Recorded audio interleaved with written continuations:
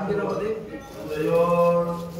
देवी भागवत तसेच श्री शुद्ध पाठ असे अनेक कार्यक्रमांची रेलचेल असते। नवमीच्या दिवशी या ठिकाणी आई तुळजाभवानीचा गोंधळ असतो, जागरण गोंधळाचा कार्यक्रम। तसेच दसऱ्याच्या दिवशी 60 फुटी रावण तयार करून दहन केलं जातं आणि कोजागिरी पौर्णिमेच्या दिवशी या ठिकाणी भक्ती संगीताचा कार्यक्रम असतो।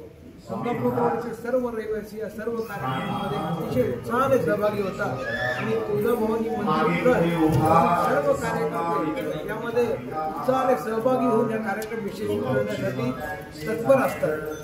सर्वांना मी आव्हान या माध्यमातून करतो की या वर्षी देखील सर्वांनी या ठिकाणी दर्शनाचा लाभ घ्यावा, सर्व कार्यक्रमास उपस्थित राहून या कार्यक्रमाची शोभा वाढवावी। धन्यवाद।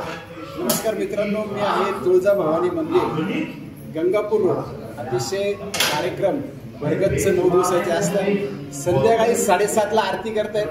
मी तुम्हाला विनंती करेन 7 वाजेला सगळ्या नाशिक शहरात सुरू झालेले आपण पण 7 वाजेला करावे। धन्यवाद।